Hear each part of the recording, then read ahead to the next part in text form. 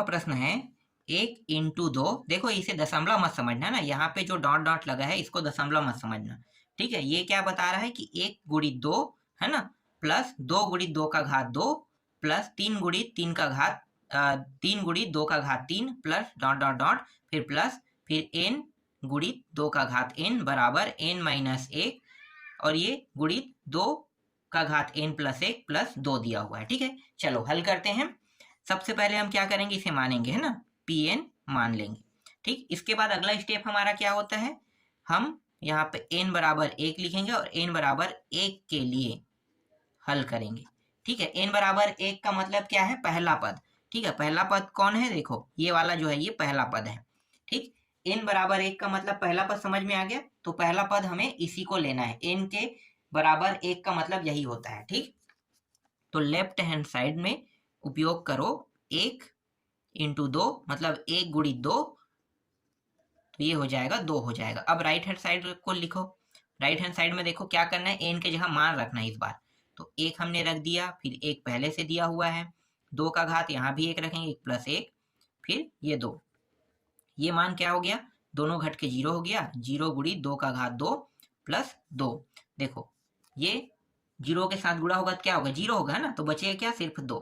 तो देखो left hand side और राइट हैंड साइड दोनों का मान कितना प्राप्त हुआ, 2 प्राप्त हुआ, ठीक। अब यहाँ पे आपको क्या लिखना है, अतः दिया गया कथन n बराबर 1 के लिए क्या है, सत्य, क्योंकि दोनों का मान बराबर आ रहा है तो सत्य होगा ही होगा, है ना। एक और मान देख लेते हैं, n बराबर इस बार 2 रखेंगे।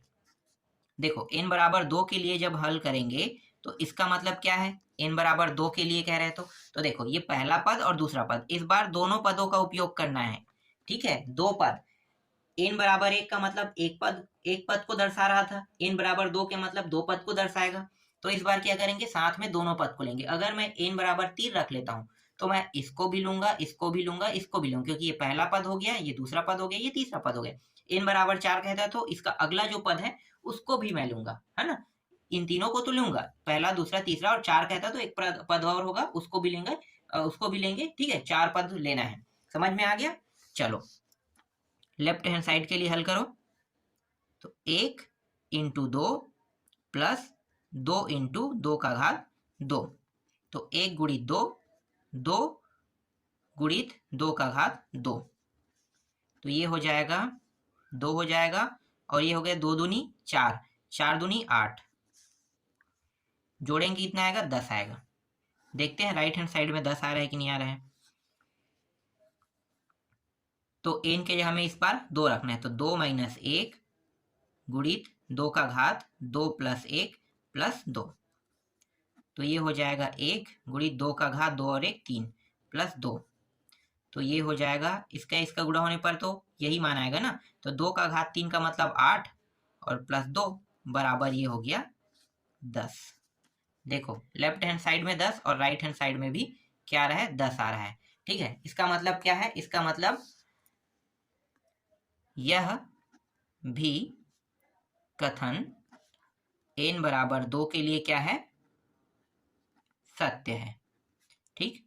इस तरीके से आपको लिखना है। अगर n बराबर 3 के लिए निकालना चाहो तो आप निकाल सकते हो, आसानी से निकल जाएगा, है ना। आगे और हल करने की जरूरत नहीं है। अगर n बराबर 1 के लिए सत्य है, इसका मतलब वो 2 के लिए सत्य होगा ही होगा, 3 के लिए सत्य होगा ही होगा, 4 के लिए सत्य होगा ही होगा, 5 के लिए भी सत्य होगा, है ना। आगे मानों के लिए सत्य होते जाएगा। तो अब क्या करना है, अब ना n को हमें m मानना है, हमें मानना ही है। देखो यहाँ पे अगर आपको लग रहा है कि हम क्यों मान रहे हैं, तो आगे हल करने के लिए हमें n को m में परिवर्तन करना ही होगा, है ना।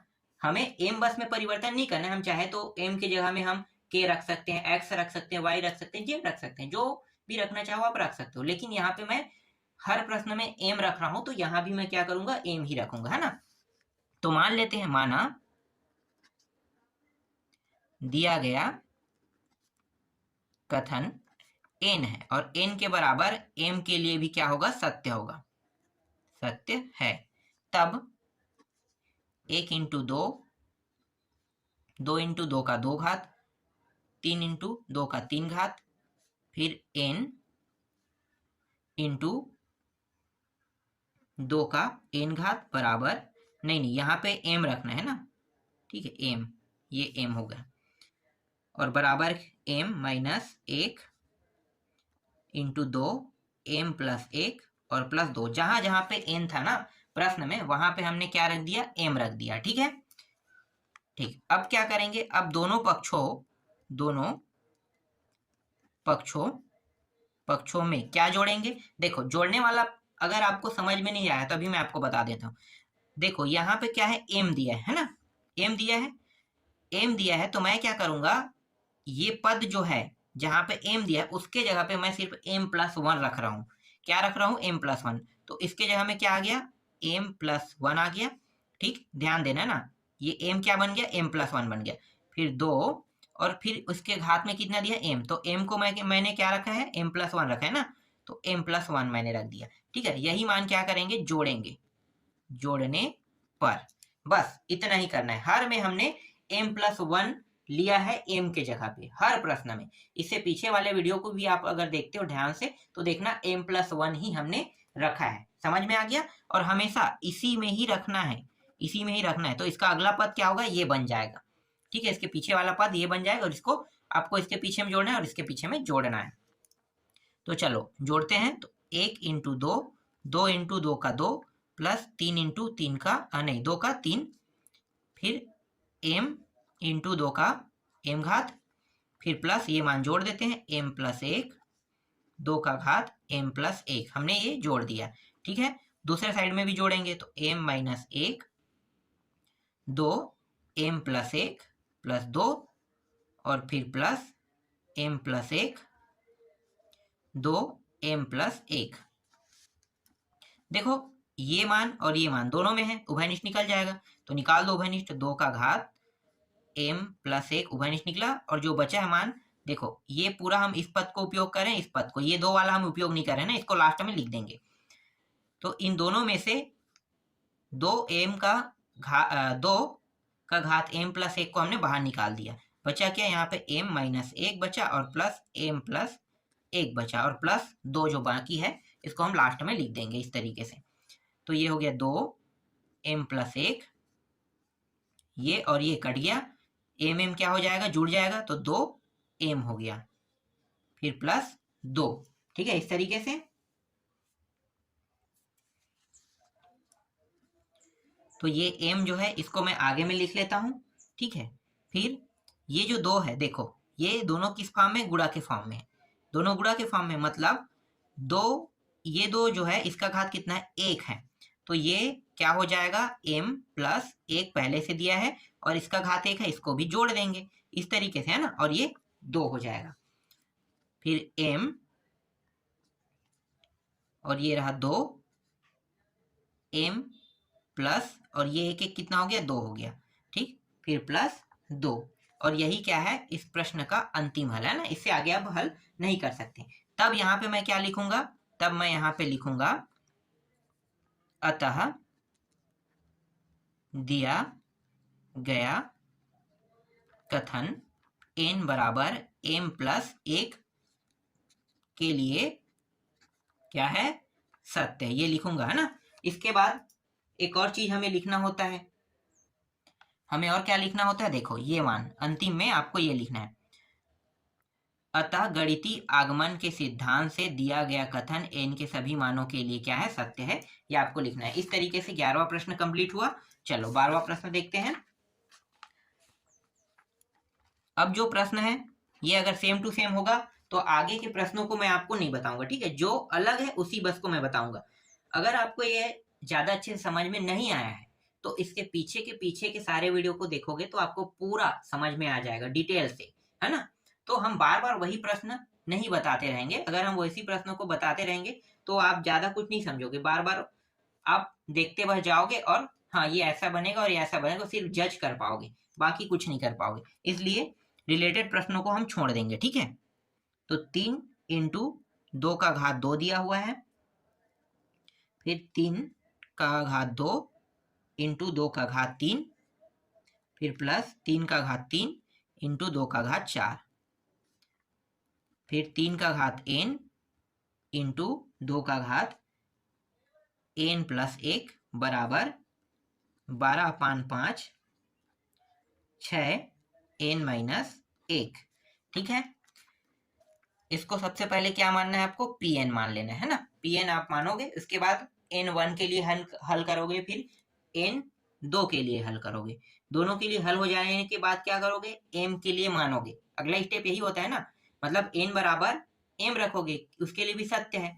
फिर क्या करोगे, दोनों पक्षों में जोड़ने वाला, तो दोनों पक्षों में क्या जोड़ोगे, तो देखो मैं आपको यहाँ पे बता देता हूँ। दोनों पक्षों वाला ये आपका आखिरी पद है ना, यहाँ पे लेफ्ट हैंड साइड का, यही डिसाइड करता है कि दोनों पक्षों में क्या जोड़ना है। तो बस करना क्या है, ये जो मान n दिया है इसके जगह में आपको क्या करना है, m रखना है ना।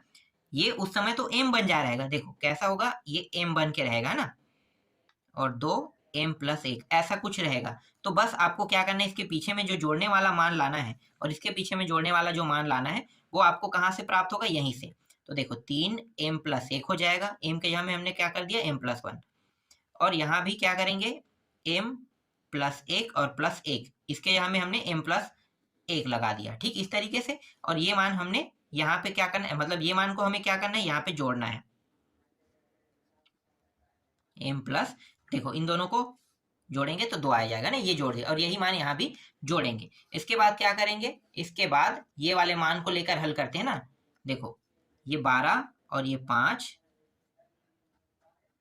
6 का घात ये m बन जाएगा है ना उस समय। और फिर इसको जोड़ोगे किसके साथ, 3m plus 1 into 2m plus 2 के साथ। इस तरीके से आगे बस का क्या करते जाना है, आपको हल करते जाना है।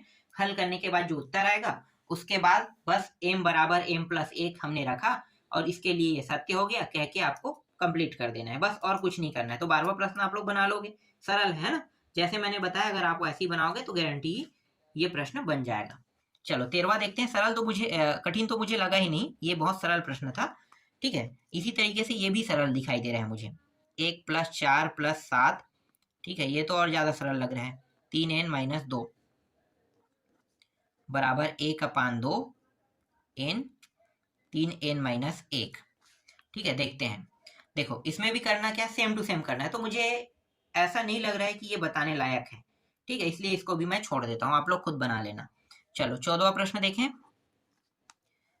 1 2 और ये 3 दिया है, फिर 2 3 और ये 4 दिया, सभी इंटू में है ना। और इसके बाद डॉट डॉट डॉट करके n, फिर n प्लस 1, फिर n प्लस 2, और इसके बराबर में जो मान दिया है वो दिया है n प्लस 1, n प्लस 2, और ये n प्लस 3, और ये रहा 4। ठीक है, चलो इसके लिए भी हल करते हैं। तो देखो देखने में भले ये ज्यादा कठिन दिखाई दे रहा होगा ना, क्योंकि ये मान ज्यादा है तो कठिन तो लगेगा ही लगेगा। कैसे हल होगा, तो देखो सरल है, बस करना क्या है, पहले Pn मान लेना है। n1 के लिए हल करते हैं। देखो लेफ्ट हैंड साइड क्या है, मैं शॉर्टकट में करता हूँ फटाफट। ठीक है, देखो n1 मतलब ये बस को लेना है हमें, है ना। तो ये हो जाएगा 1 गुड़ी 2, 2 होगा, 2 गुड़ी 3 कितना हो जाएगा, 6, 6 होगा बिल्कुल। तो ये 6 आ गया, डायरेक्ट मैंने रख दिया। ठीक है, राइट हैंड साइड को अब यूज करते हैं। चलो राइट हैंड साइड में यहाँ पे मैंने 1 रखा, 1 प्राप्त हुआ। ठीक है, गुणित 1 और 1 दोनों जुड़ के क्या हो गया, 2 हो गया। ठीक है, गुड़ा यहाँ पे, इसके बाद क्या, ये गुड़ा में ना, सब गुड़ा में, तो गुड़ा में करेंगे। फिर 1 और 2 कितना हो जाएगा, 3, फिर इन दोनों का भी गुड़ा करो, 1 और 3 कितना हो जाएगा, 4, और फिर यहाँ पे 4, ये दोनों कट गया, और ये 2 या 6, ये आगे 6, देख लो लेफ्ट हैंड साइड बहुत आसानी से निकल गया। इसके बाद यहाँ पे क्या लिखते हैं, अतः दिया गया कथन n1 के लिए क्या है, सत्य, ये लिखते हैं। बिल्कुल लिख दिए, समझ लिए है ना। इसके बाद अगला क्या करेंगे, n2 के लिए निकालेंगे, तो वो भी मान same to same, left hand side right hand side जैसे बराबर है वैसा आ ही जाएगा, है ना, आ ही जाएगा। तो आगे हल करने की जरूरत नहीं है। यहाँ पे क्या करोगे, मानोगे, क्या मानोगे, n बराबर m मानोगे, है ना। n बराबर m के लिए भी क्या है, सत्य है, बताओगे बिल्कुल। ठीक है, इसके लिए भी सत्य बताओगे। तो जहां जहां पे n है वहां पे आपको क्या करना है, m कर देना है। तो ये पूरा स्टेप आपको क्या करना है, यहाँ पे लिखना है। तो ये 1 2 और ये 3, फिर 2 3 और ये 4, फिर डॉट डॉट डॉट करके n के जगह में m करना है, फिर m प्लस 1 और m प्लस 2, इस तरीके से आपको लिखना है। ठीक है, राइट हैंड साइड में भी m रखोगे, m प्लस 1, m प्लस 2, फिर m प्लस 3, यही रखोगे और ये रहा 4। ठीक है, अब ये इन दोनों में जोड़ोगे क्या, तो वो ये बताएगा, है ना, ये वाला मान बताएगा कि हमें जोड़ना क्या है। समझ में आ गया जोड़ना क्या है, कहाँ से पता चलेगा, हमें यहां से पता चलेगा। ठीक है, तो देखो दोनों पक्षों में क्या जोड़े, तो जहां पे m है ना वहां पे हमें बस m प्लस 1 रखना है, तो ये हो जाएगा m प्लस 1 ये मान। ठीक है, और ये क्या हो जाएगा m प्लस 1 और ये प्लस 1, फिर m प्लस 1 प्लस 2। ठीक है, इस तरीके देखो ये जो मान है ये बन गया, जो जो m दिया हुआ था ना जहां जहां पे, वहां पे हमने क्या क्या कर दिया, m प्लस 1 लगा दिया। ठीक, इस तरीके से। अब इस मान को क्या करेंगे, यहाँ भी जोड़ेंगे, यहाँ भी इसके लास्ट में जोड़ेंगे। तो हम हल किसको करते हैं, हम लोग हल करते हैं इस वाले को, है ना, हम लोग हल किसको कहते हैं, इसको करते हैं। ठीक है, तो हल करते हैं तो हल वाले के साथ बस जोड़ देते हैं और जोड़ने के बाद आगे ना डायरेक्ट हल कर देते हैं, ये ज्यादा आसान रहेगा। तो राइट हैंड साइड का जो मान है, यहाँ भी क्या दिया है भाई, m दिया हुआ है, m प्लस 1 दिया हुआ है, फिर m प्लस 2 दिया हुआ है, फिर m प्लस 3 दिया हुआ है ना। इसके साथ इस मान को जोड़ेंगे, तो जोड़ो, तो ये हो गया m प्लस 1, ये 1 और 1 2 हो जाएगा, तो m प्लस 2 और ये 2 1 3 हो जाएगा, तो m प्लस 3, इस तरीके से, और ये रहा 4। ठीक है, 1 2 3, 1 2 3 दोनों में है, देखो उभयनिष्ठ निकल जाएगा, निकाल देते हैं। तो m plus 1, m plus 2, m plus 3, और बचा क्या ये, और यहाँ पे m प्लस 1 यहाँ पे क्या हो जाएगा, बच जाएगा। और देखो यहाँ पे एक जगह गलती हो गया है, क्या गलती हो गया है कि यहाँ पे मैंने डायरेक्ट जोड़ दिया है ना, तो ये लघुत्तम वाला नियम के साथ ये 4 रहेगा, तो ये 4 बन जाएगा। ठीक है, अब ये इस तरीके से आएगा। ठीक है, ये m प्लस 4 होके आ जाएगा। तो ये क्या है, हमारे प्रश्न का उत्तर है। ठीक है, तो यहाँ पे n बराबर m प्लस 1 के लिए क्या हो गया, ये सत्य है। थोड़ा सा मैं डायरेक्ट लिख रहा हूँ, समझ में आ रहा है ना, m प्लस 1 के लिए सत्य है। इसके बाद आगे क्या करना है, आपको ये करना है, अतः गणितीय आगमन के सिद्धांत से दिया गया कथन n के सभी मानों के लिए सत्य है। समझ में आ गया, शॉर्ट कर देखो, ज्यादा मैंने लंबा चौड़ा नहीं किया, जो जो मेन टॉपिक था बस उनको मैंने क्या किया, हल किया, उसके बाद मैंने आपको समझा दिया। ठीक है, तो ये थोड़ा सा शॉर्टकट तरीका है, क्योंकि 1 से लेके जो 10 है 11 तक के प्रश्न है उसे मैंने बहुत डिटेल से समझाया आप लोगों को। तो अगर आप पीछे वाले प्रश्नों को देखोगे तो आपको ये और अच्छे से समझ में आएगा। ठीक, इसके बाद 15वां प्रश्न है, वो आप लोग बना लोगे, सेम टू सेम प्रश्न है। चलो मैं यहाँ पे प्रश्न बस बता देता हूँ, जो जो सेम टू सेम है ना उसको आपको खुद बनाना है। तो 15वां प्रश्न मैं यहाँ पे लिख देता हूँ, 1 प्लस 3/1 दिया हुआ है। देखो ये प्रश्न इस बार गुणा में है ना, तो आप जोड़ोगे नहीं, क्या करोगे, गुणा करोगे मान को, है ना, दोनों पक्षों में वाला जहां पे आओगे ना वहां पे आपको क्या करना है, गुणा करना है। इससे रिलेटेड मैंने आप लोगों को एक प्रश्न बताया था, 2n प्लस 1 और ये हो गया n का वर्ग। ठीक है, इसके बराबर में मान क्या है, इसके बराबर में है n प्लस 1 और इसका वर्ग दिया हुआ है, ये प्रश्न है। ठीक है, तो ये प्रश्न आप लोग खुद बना के देखना, ज्यादा कठिन नहीं है, सरल सरल प्रश्न है, ये आप लोगों से बन जाएगा। और